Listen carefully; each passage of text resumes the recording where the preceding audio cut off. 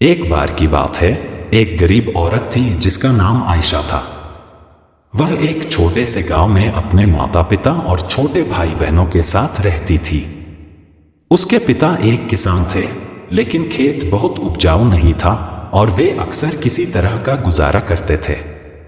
आयशा एक बुद्धिमान और जिज्ञासु लड़की थी। वह अपने आसपास की दुनिया के बारे में जानना पसंद करती थी। वह एक वैज्ञानिक बनने का सपना देखती थी, लेकिन वह जानती थी कि अपने परिवार की वित्तीय स्थिति के कारण उसे अपना लक्ष्य हासिल करना मुश्किल होगा। एक दिन आयशा के पिता बीमार पड़ गए। वह काम करने में असमर्थ थे और परिवार की आय और भी कम हो गई। आयशा को अपने परिवार की मदद करने के लिए स्कूल छोड़ना पड़ा। आयशा ने अपने परिवार का समर्थन करने के लिए कड़ी मेहनत की। उसने घरों की सफाई और खेतों में काम करने जैसे अजीब अजीब काम किए। उसने स्थानीय बाजार में सब्जियां बेचना भी शुरू किया।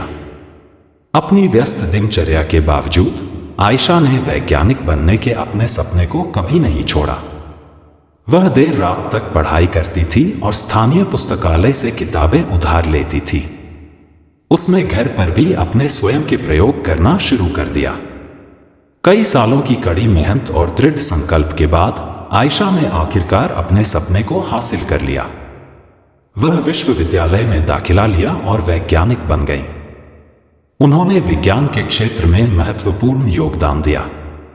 आयशा की कहानी हम सभी के लिए एक प्रेरणा है। यह दिखाता है कि अगर हम अपने दिमाग में रखते हैं और अपने सपनों को कभी नहीं छोड़ते हैं तो कुछ भी संभव है। यह भी दिखाता है कि हमारे जुनून का पालन करना महत्वपूर्ण है, भले ही यह मुश्किल हो।